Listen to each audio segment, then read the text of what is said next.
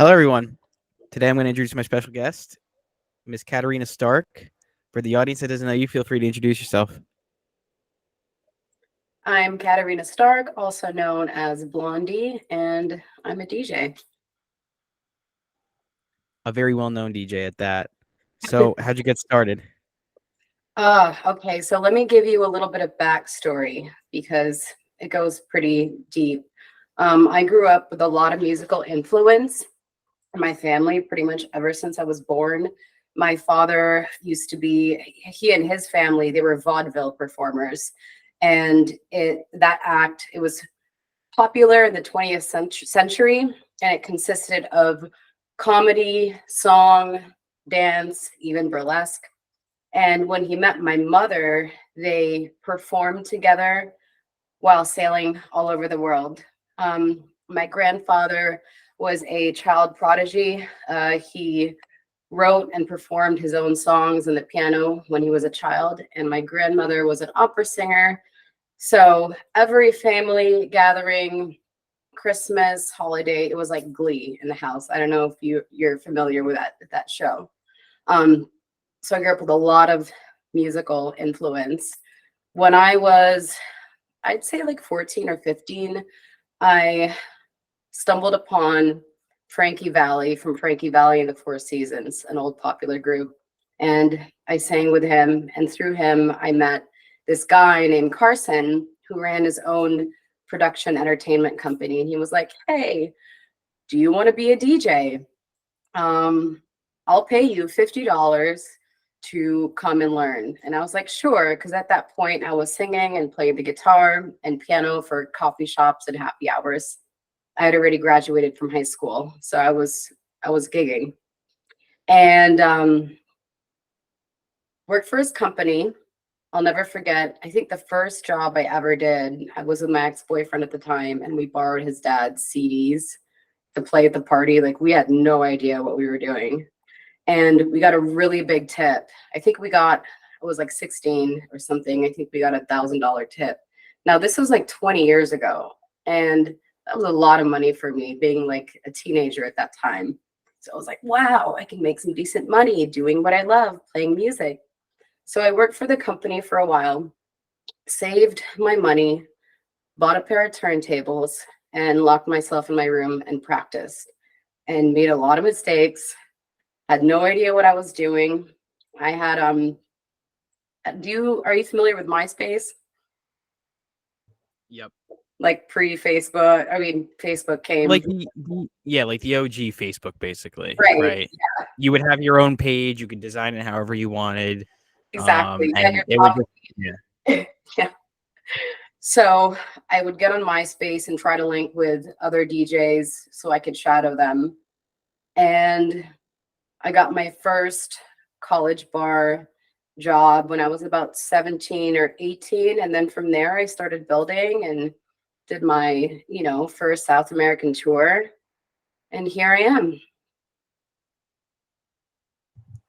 Well, I actually wanted to touch on the family part of the music, right? Because you mentioned that I believe it was your grandmother was an opera singer. I'm probably mixing everything up, but everyone was like in a traditional form of music. So how does that feel now that you're in sort of this less traditional, more modern sense of music, right? Because being a DJ is, I would say 70s to like now, right? Like it's not like an older type of music like opera, for example. So how do I feel about how do you feel about it? How do you see, like, I guess, their art form as like opposed to yours? I don't really see it as any different. Besides, music has evolved a lot since then. And being familiar with music from the 20s, from the 30s, 40s, 50s, 60s, and being around more classically trained musicians have helped me to become a better artist today. If that makes sense. Right. Yeah, no, it does. So now that you're doing this full time, was there ever a moment where you were doing it and you weren't sure if you might have wanted to change careers or go somewhere else with it? Or did you just was it always your passion from the get-go? Never. It was always my passion. It's always what I wanted to do.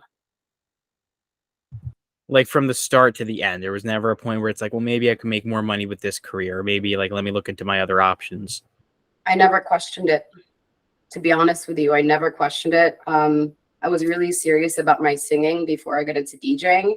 But other than that, I mean, I have other hobbies or other things that I'm passionate about besides DJing, but no, I never second guessed what I Do do. you know, well, like on the topic of like, I guess, knowing music as a whole, did you ever know like things like violin, for example, or instruments, or was it always vocal and like what you're doing now?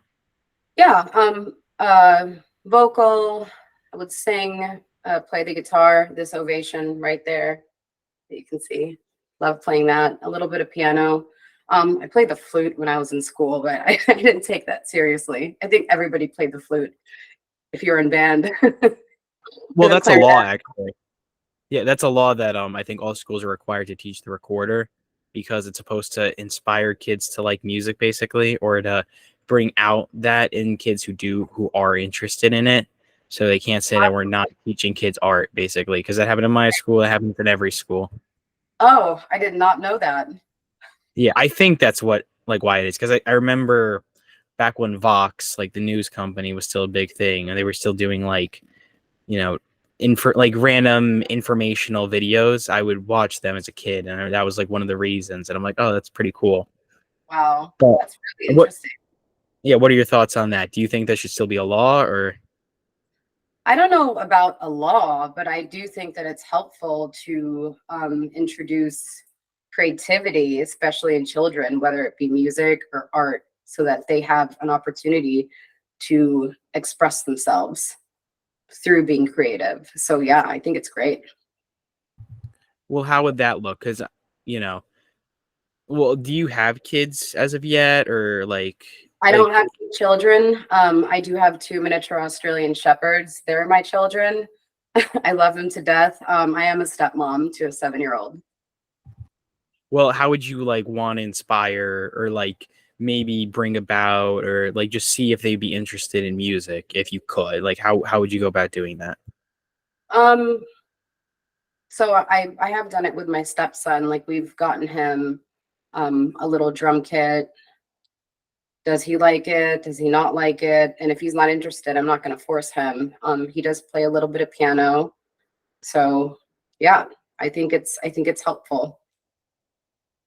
Yeah, I mean you can't force a passion, right? That's Oh, kind of like yeah, it's kind of the opposite of a passion if it has to be forced, you know. right. Exactly. Exactly. But I think it does help to introduce different instruments and creative aspects to children. Yeah. So the drum set you have, is it for him? Is it like an electric one or is it just a regular drum set? Yep. Yeah, you can it's really cool. You can actually roll it up and put it in your backpack or your purse. It's not like a whole drum kit. Um, and you've got headphones, obviously. Give them some headphones, have them play around with it. Yeah, it's digital. Well, because I remember a few years ago, somebody that was trying to convince me to join their band.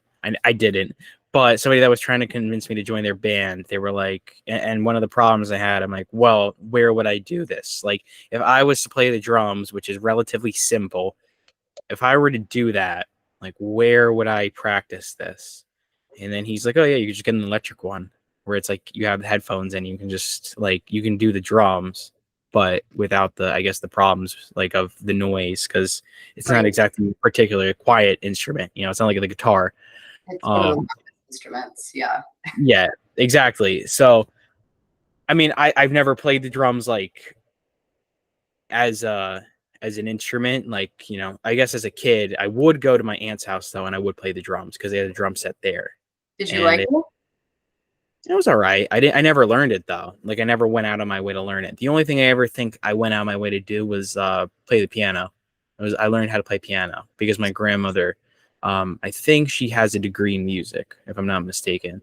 Like she would play at like concerts and stuff for piano, That's which awesome. yeah. I mean Yeah. she's the only musically inclined person I think in my family. Yeah. Everybody else said, like, I have an enormous amount of people in my family. I just had Matthew Cox on. He's like he's a former most wanted fugitive of the FBI.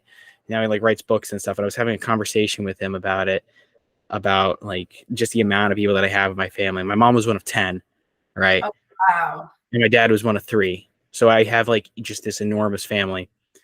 And surprisingly enough, not many of them are actually into music. But Really? yeah, there's only 2 that I can think of. That's my cousin who liked playing guitar as well as the drums, which is why my aunt had the drum set, and Mhm. also and my grandma who liked to play piano. And I did learn from her because she does live in my house. So, you know, when she like back when I was a little kid, I would learn how to play piano, which is pretty cool.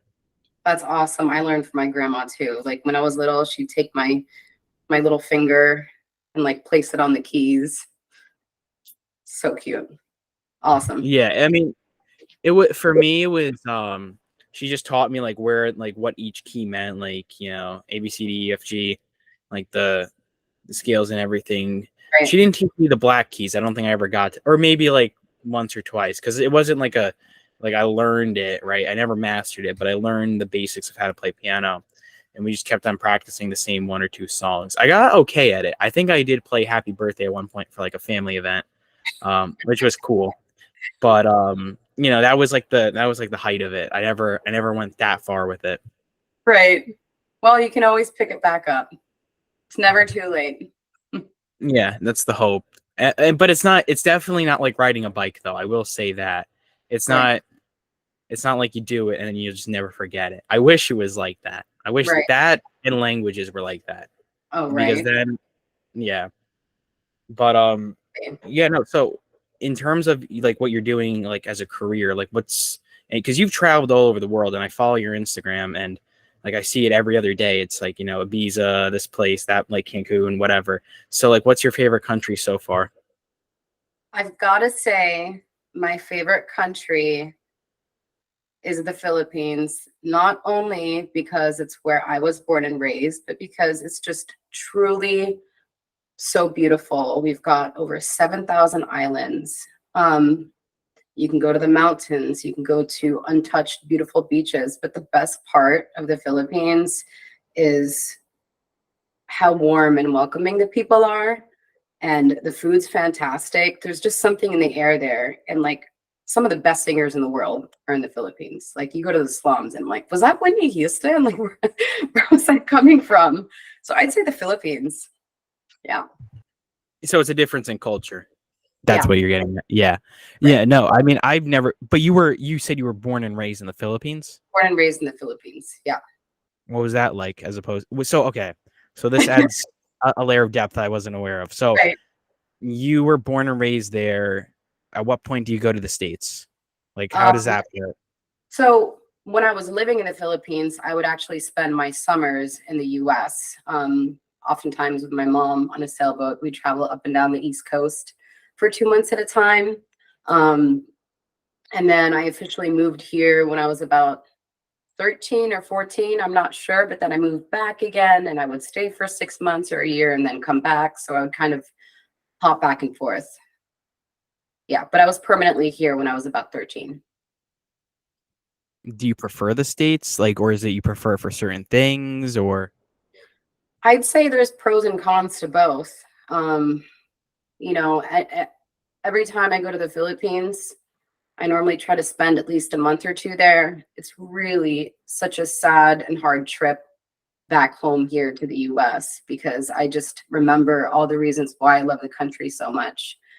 But I love the US too for so many other reasons. There's a lot of opportunity here. It's just massive differences in culture, and they're both great and they're both beautiful. They're just so different, you know. I love them both. But I wish I could spend half the year in the Philippines and half the year here. That would be great. So when it comes to your stepson, for example, like if you had the option to raise him in the Philippines, would you? Yeah.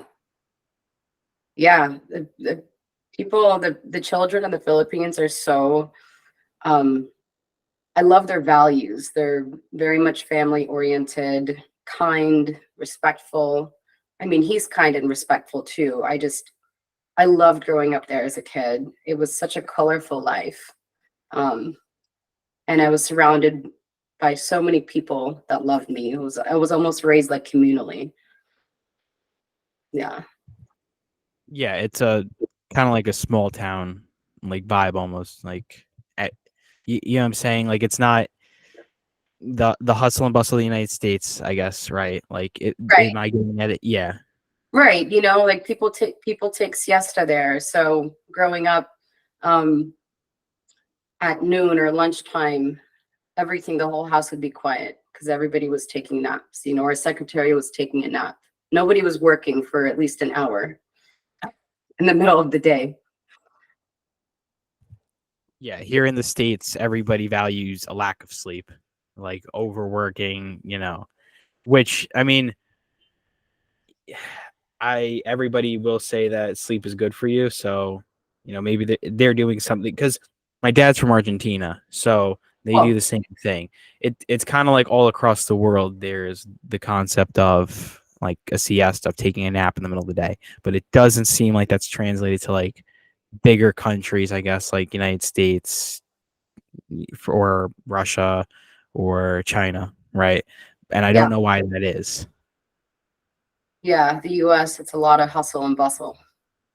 You just don't stop. Well, Well, it's a lot of pride and productivity, just Yeah. like endlessly being productive, like of just progress for no reason in some cases. But on the topic of being born and raised and like your life, how did you meet my former guest, Jordan?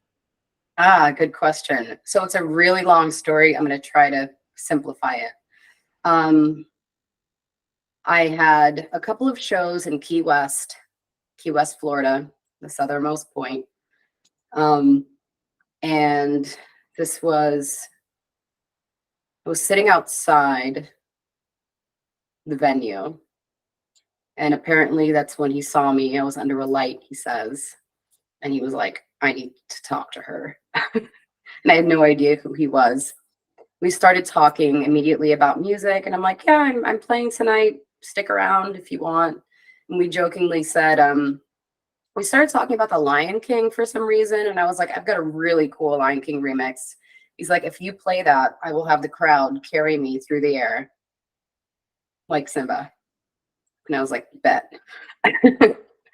And yeah, sure enough, I played the song and there he was. And he was just like, we really connected on a musical level, which I was surprised being what he did. Um, and yeah, after that, I didn't see him for 5 years. We had a platonic friendship. I got into a serious relationship. I was living with my ex-boyfriend at the time, and we would just share music. Years later, 5 years later, I was in a place in my life where I was trying to be really intentional about my relationships, because I feel like what we shared in Key West was really special, that I never forgot it and he never forgot it. Like, it was insane, the connection that we had. And I had a show in New Orleans for New Year's Eve, and I was like, hey, like, shit or get off the pot, so to say. Meet me there. This was right before the pandemic, and let's see what that was in Key West. And he was down. He met me there. And shortly after that, we were in Detroit in the middle of the pandemic, and we moved here in August of 2020. We were engaged by October and married by November. So, yeah. Yeah, and so it's funny, okay, because you were mentioning, I guess for the audience, I'm saying this, he was a very, very, very, very good Navy SEAL sniper. Yeah. And he was very talented, and but that's interesting though. So when you say you connected on a music level, like, what do you mean by that? Like, do you mean as in he just liked the same music as you did? Like, you were just talking about music the whole time? What was it? He was just really passionate about music, and he'd never met a DJ before, and he was excited, and I was excited to play that night. And but there was something deeper than that. Like, it's almost as if we knew each other from another life. I don't know how to explain it. There's a crazy story, actually, and I have to share this because I have no explanation to it. So during the time that we were sharing songs, and I was still with my ex-boyfriend at the time, he sent me this one song. And it wasn't the best song in the world, but it made me feel really connected to him. And of course, years later, when we get married, that's what I walk down the aisle to. So we would share messages on like WhatsApp messaging. And I scrolled back after we got married because I was so curious to see like what songs did we share? What did we talk about? And I went back and we got married November 11th. And 5 years prior to the date is when he sent me that same song that I walked down the aisle to on the day that we got married. And that was not planned at all. So call it synchronicity or what, but I thought that was pretty insane. Yeah, I mean that is a pretty crazy story. Like to have that song in your head too, to know that song. So wait, so when you walked down the aisle, you didn't know, like you didn't, did you even recognize that song? You had spoken about it before. Oh, for sure. We both like that was our song, so that's what I was going to walk down the aisle to. But the fact that he sent it exactly on November 11th, 5 years prior, the first time he ever sent me that song, like we weren't even aware of that. And when we got married, it was just out of convenience, like November 11th. It happened to be Veterans Day too, which is cool. But it was a COVID wedding, so it was a little bit rushed. And yeah, none of that was planned except for that I was going to walk down the aisle to that song. Right. And when you guys first met, did he tell you he was a former Navy SEAL? Was he still like what was he exactly? Yeah, so he was active duty when I met him, and he was actually down in Key West diving for work. And he had taken the night out. Right, yeah. Yeah. Yeah. One Yeah. thing I will say that Mhm. was very funny about Jordan's podcast, and I don't think he's aware of it. Maybe he is, maybe he's not. But it's something that my friends have asked me about and people that watch my podcast. Right. I asked him the same question I asked you, which was to introduce yourself. And for 30 minutes, he told his entire story. Oh my God. Which I'm not like it's no disrespect to him at all, but Yeah. I asked him the question, and like longer than like we've been talking this entire time, he was just talking about his whole entire story. I said, "Oh yeah, please introduce yourself." And I started checking the time, and I'm like, "Wait, how long has he been talking for?" And I went back to check the recording, and from the beginning to the end, it's just 30 minutes straight. And I'm like, all right. I mean, it's All very right. easy job for me as an interviewer, but That's so it funny. was really funny. It was very funny. Hilarious. Um, Yeah, no, I noticed that too. but like after a certain point though, I was just like, wait, what is, wait, I was just getting concerned. I'm like, wait, what is this guy going to talk for the whole hour? But that was the main concern. I'm like, because if he went for 30 minutes, at first I was going to say 10, 15. I thought it was going to end. Then it went to Right. 20 and I'm like, wait, this is, That long. then it went to 30 and then I didn't, and then luckily he stopped, but then, and I finally got to ask follow-up questions, but that was funny though. Actually funny enough too. I think he wrestled too. And I used to Yeah. wrestle, which was another thing that we talked about. I talked to him about, just what it was like, I guess, going through everything that he went through, how he did it all. And he told me he was like, just dedication, hard work, stuff like that. Yeah. Having a good drive. But that was cool though. I had a lot of fun doing that.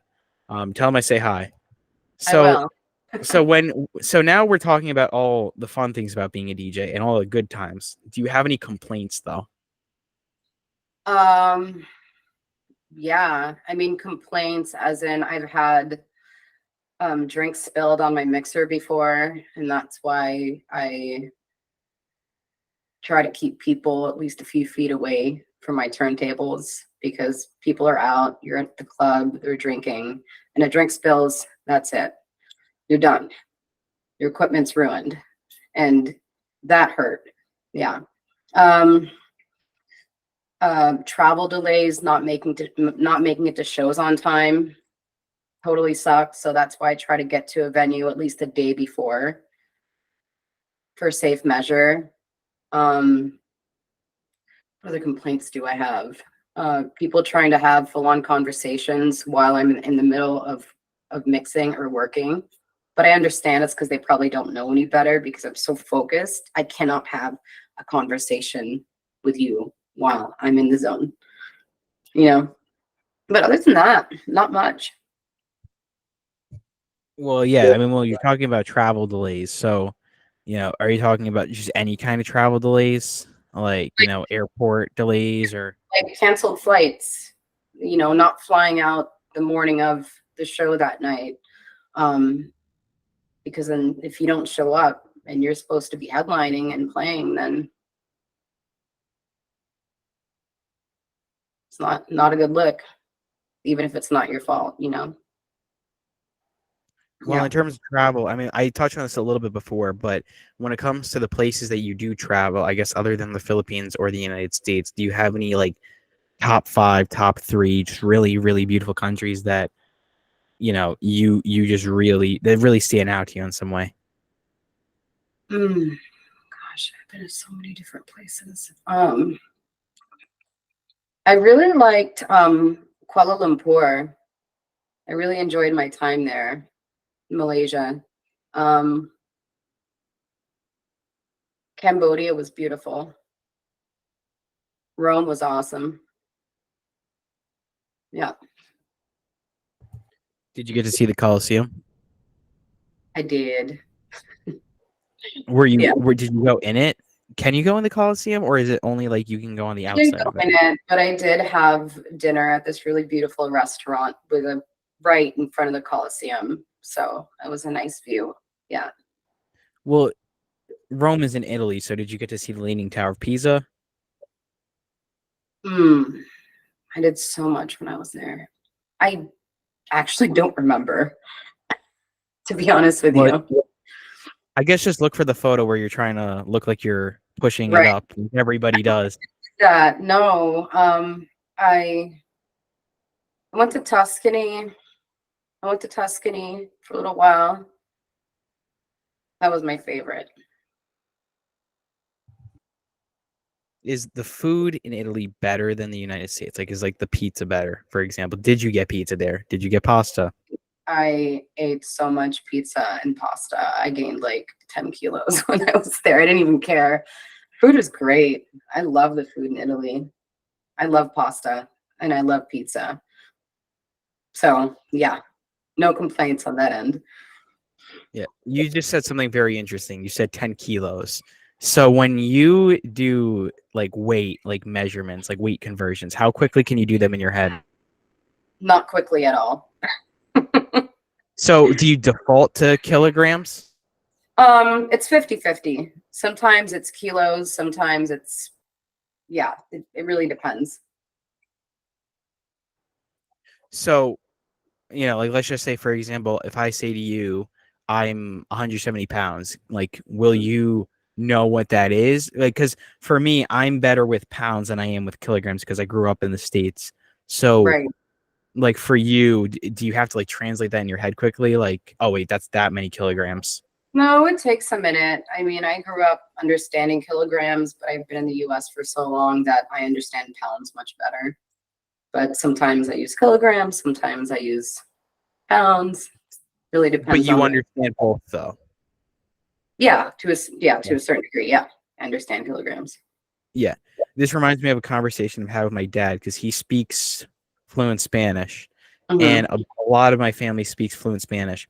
So a common question I always ask people that speak other languages: what language do you think in? Right? Like, do you think in Spanish or do you think in English? And he's like, sometimes, and then sometimes, like he says sometimes he'll switch. So like so midway through thinking through English, he'll start thinking in Spanish. And he said you can even tell when he does it because sometimes when he's talking to somebody in English, he'll start talking to them in Spanish if they can understand Spanish, right? Like family, whatever.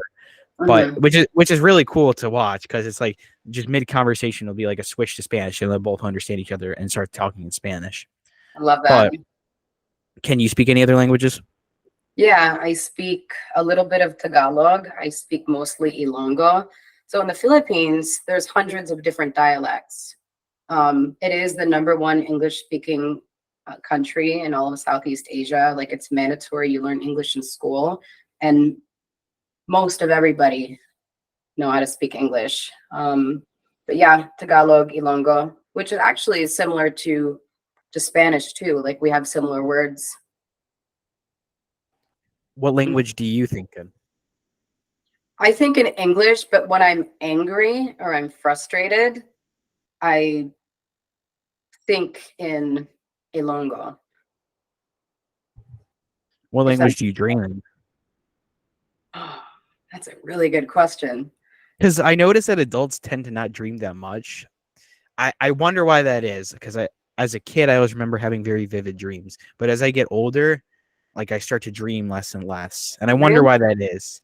Yeah, I noticed that. And like whenever I ask my mom, do you have any dreams? And then she's like dreams, like, sleep when she sleeps. And she's like, no, not really. I'm like, no, rarely. And I noticed that I feel like that's like a real thing. Like adults dream less. I don't know why, Well, but I've noticed it too. I can tell you that it hasn't changed for me. My dreams are so incredibly vivid that if it's a bad dream, like it takes me about an hour to get out of it in my head because sometimes they're so real. I remember dreams from when I was like 3 years old. My dreams are insane, and I remember mostly all of them. Yeah. So I Yeah, don't know I if think it's I a should. Yeah, thing. Yeah. I think I should have like rephrased it for me because I noticed that they're not necessarily less vivid, but they happen less often. Which is because I had a dream like last night where you know I like it's like way too complicated to get into, but Right. that's something funny too that whenever people make jokes about it, where it's like the one thing nobody ever wants to hear is like somebody's dream, but I always find dreams super fascinating to hear. Like my best friend, like he tells me about like some of his dreams every once in a while, like when we do have them, and sometimes it'll be something really funny, kind of embarrassing in the Mhm. dream, but like it always sticks with it. I'm like, I always want to hear more because it's so random and it doesn't, but it's funny, right? To Right. me. Yeah. I think sometimes too we process while we sleep, and and I think that it could show up in what we dream about, and we just process things in a different way through our dreams, even if it doesn't really make sense. If you think about it, it's interesting. Yeah. Well, I mean, I have had that before where it's Yeah. like I do something during the day and then I dream about it. As a kid, though, some of my dreams would include like I would dream that I went through the entire school day or like half of it, and then I would wake up and I would actually have to go to school, which would really suck. Oh, it But would. that it does because, or sometimes I would dream it's like a different day of the week, like it's the weekend or something, and then I would have to get up and go to school. Other times, if it's the weekend, I would dream that I was in school, and then I would realize I'm like, oh wait, am I late? I'm like, do I have to go to school? And then I would realize I'm like, wait, no, it's Saturday. And as a kid, you don't really have a perception of time the same way as like, I mean, I'm still in high school, but like it's different, like from Yeah. elementary school to now. Yeah. I'm only 17, so I can only imagine how that like that shifts, but you know Right. and sometimes too, if I take certain like supplements, I notice I'll dream very, very vividly. Like I Mm. took a like a vitamin B complex once, and it has vitamin B6 in it. And apparently, vitamin B6, I didn't know this, but it makes you dream, or I think it's vitamin B6. It makes you dream very, very heavily. I Right. think or like B3, something like that. It doesn't matter. Yeah. You could look Supplements it up. definitely affect your dreams for sure. Yeah. Yeah, because I noticed when I started taking this, I don't take it anymore, but it's like every night I would take it, and then like my dreams would just be like super duper, like way more memorable. And then I would wonder why that was.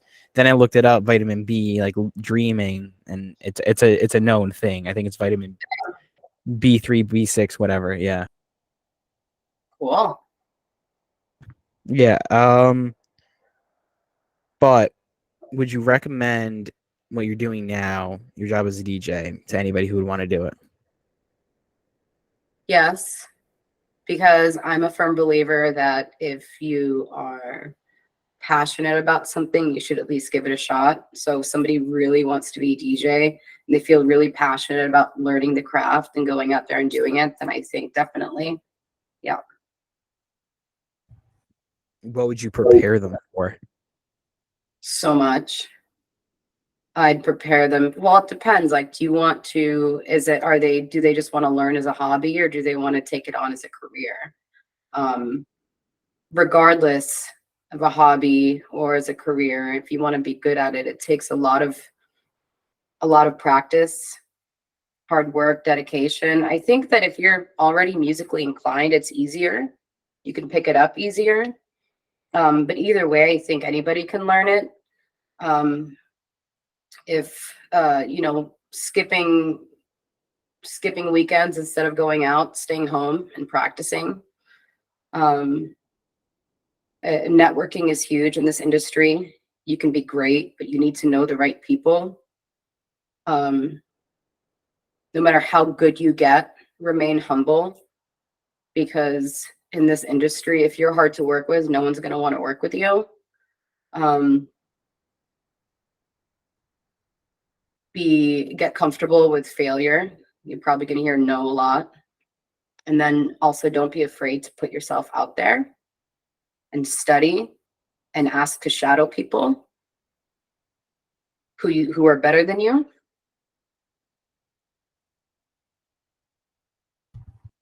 So this, I guess, would like tail into to another question. I usually ask this, I should say. Yeah.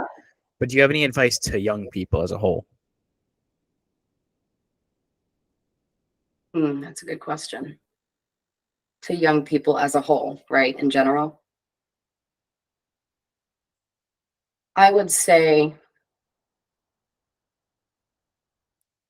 to young people, do your best to try and figure out who you are, what you believe in, what fuels you, how to, as you get older, how to structure your life so you live a purposeful life, not just for yourself, but for other people.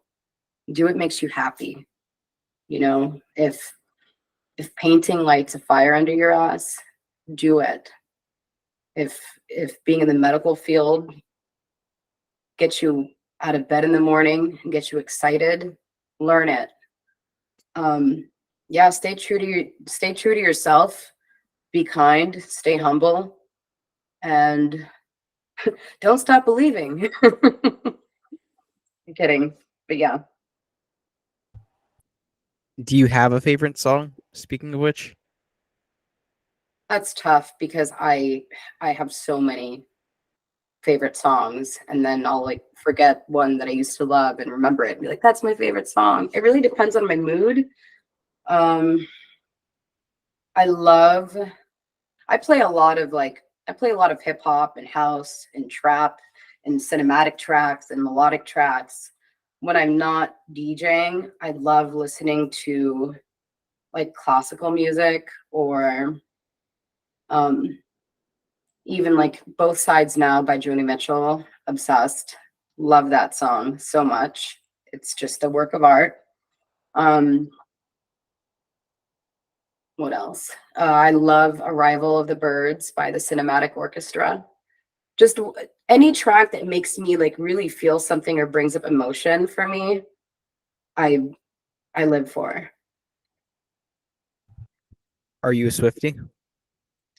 I'm not a Swiftie, but hey, I don't hate on the Swifties. I think I'm right in between, you know, like I don't really care, if that makes sense. Like I'm not against it, but I'm also not a Swiftie. Like I'm just right there in the middle. Are you a fan of Kanye's music? I'm a fan of Kanye's older music. Yeah. I was gonna make a joke. Make the joke. I was gonna say, I guess you could say you missed the old Kanye. Yeah, it's funny. I actually have I have a track that's like, I hate the new Kanye, I miss the old Kanye. It's a really cool track. Well, yeah, well, that's what I was referencing. It's one of his remix. yeah more known songs. Yeah. You know, I actually because a friend of mine recommended me to listen to Kanye, so I listened to Life of Pablo, and I think I got like not the whole way through. I got like 3/4 of the way through. It's Mhm. very good, and he's I think the only artist I've listened to like an actual album of, because I'm like somebody that just likes to cherry pick songs that are very popular Yeah. and like listen to that and like remixes of it, which I don't think there's anything wrong with, but it's also like not like I don't have an appreciation for one artist, Right. you know. So, but like then I started listening to albums, and I find like it's a little bit more meaningful, I guess, because you get to Who's listen your to everything. favorite artist? Dude, what do you listen to when you're alone and you've got music going? So I listen. You're gonna hate me for this, but I listen to everything. I really do. It's like No so. reason for that because I do the same thing. Yeah, I listen to like everything from Eminem to like Queen to Kanye, as I said before. Trying to think. I also listen to a lot of remixes, like hardstyle. You know what hardstyle is? Of course. Yeah, I listen to hardstyle, especially of like white girl music. You know Right. that's good.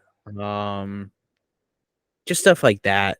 It's usually popular songs. Every once in a while, I listen to an older song. There's this one. What I Like About You was one good song. I think Hmm. forget the name of the band, but that was a good one. Lola was pretty good. I forget the name of the band as well. I listened to that. Like I do really listen to everything, like as far as you could imagine. Um, but yeah, what do you listen to though if you're alone? Gosh. I honestly like everything.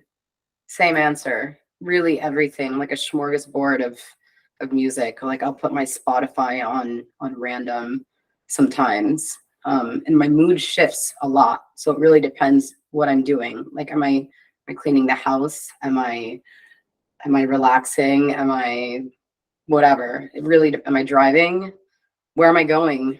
Really will depend like what I listen to. But everything from, like you said, Queen to Joni Mitchell to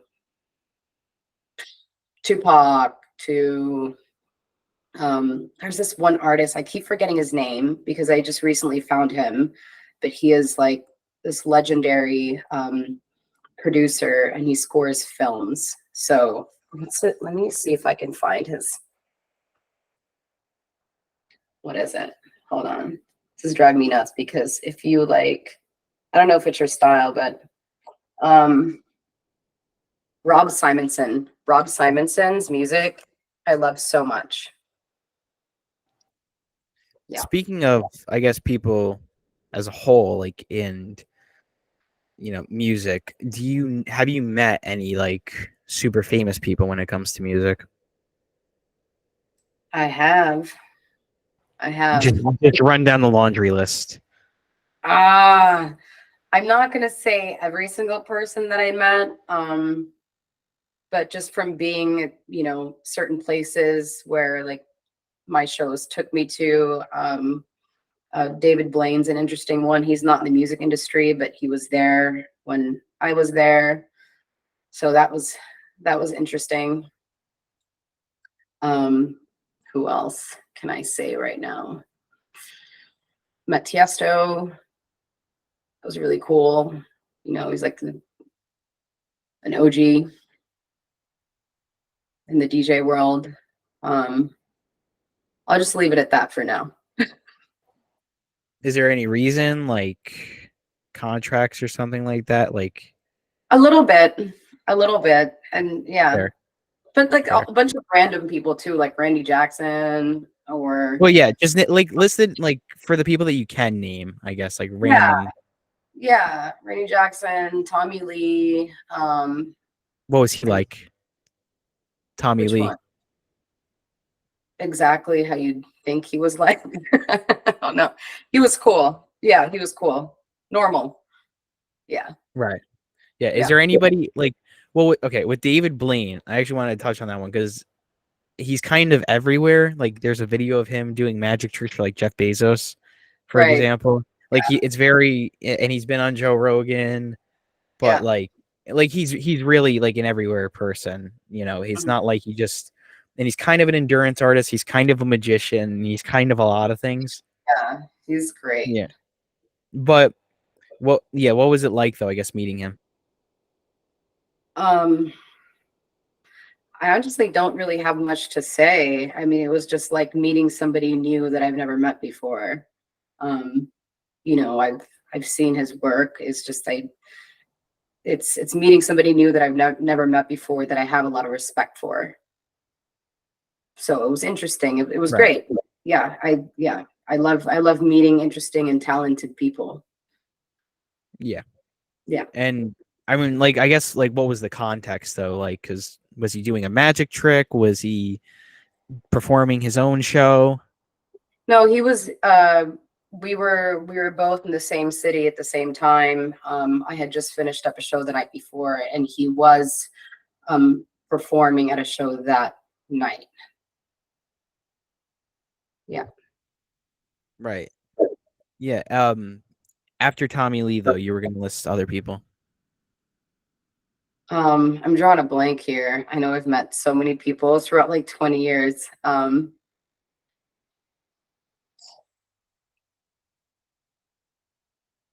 just drawing a blank right now. I mean, I've met like other people that I've like, you know, shared the stage with.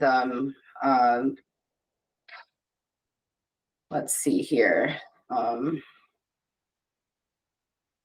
don't know, like Lil Bow Wow, um, Jermaine Dupri, Nore. So just a bunch of, yeah, hip hop artists, a bunch of different artists. Was there anyone that like stood out to you though? Like maybe like a strange interaction, like a funny story? You know, it could be whoever. As all like if you can name them. Oh, not that I can think of right now. No like funny stories, no strange interactions. Yeah, I wish I had something for you. All No right. strange Yeah. interactions. Yeah, just smooth sailing so far. Right. Was Yeah. there okay? So I guess past celebrities though, was there anybody that's like done anything at a show, you know, other than what Jordan did, because that's pretty cool. Yeah. Like it just that was really like cool, kind of stood out to you, amused you.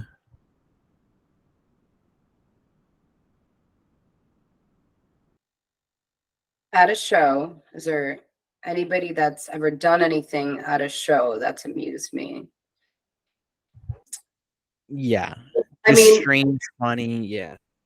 strange, funny. I don't know about strange and funny. I mean, I have my own stories of my like my own experience of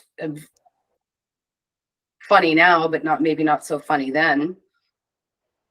Yeah, I mean sure, tell. Yeah.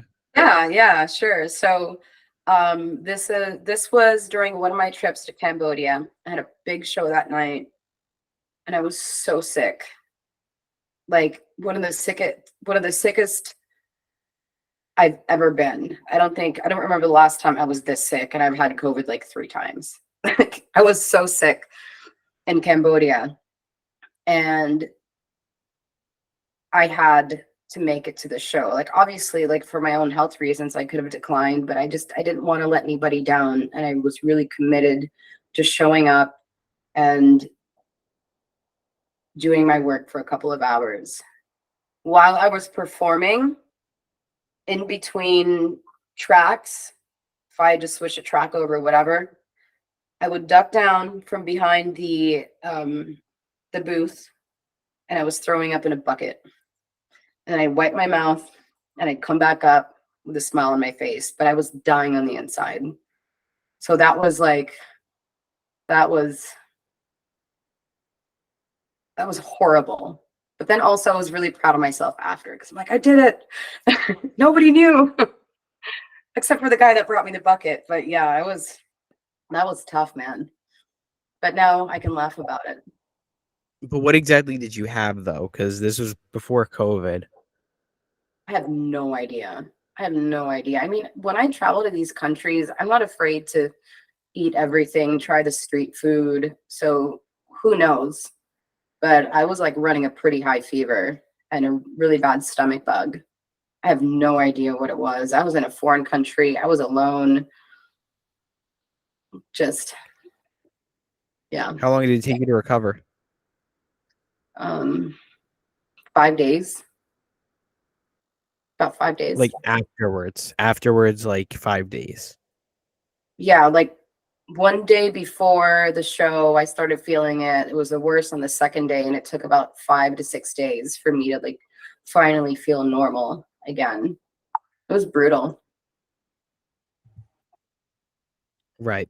Now moving, I guess, to the exact opposite of one of the worst experiences. What is, I guess, like your favorite part about what you do as a whole? Like just one thing that you can name down that every day you wake up and like you maybe look forward to that thing.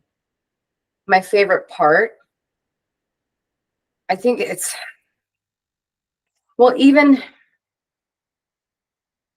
okay, I'm going to try to compress this. So let's say I wake up and I come to the studio and I'm doing my thing and I practice. That is still going to lead to other things. So then I look forward to getting up and getting in the studio to get work done because I know that work is going to lead to many other things that I love so much, right? So what I love so much about what I do is like the journey of everything, the curation process, and then actually being able to deliver that to the audience, to be able to manipulate a room in such a positive way, and to see that come to life is exhilarating and satisfying. And then traveling to unique places, meeting the most interesting people from different cultures, like literally breathes life into me. I love it so much. Like I have this joke. I'm like, if I was booked in Antarctica or somewhere random, I'd love it. Like I don't care. I just want unique experiences, and my work leads me to having those experiences and to be able to share my love for what I do with other people in hopes that it leaves a positive mark on their lives, even if it's just for one night. Did you ever perform in Antarctica? No, no, Would you want to? 100%. 100%. Yeah.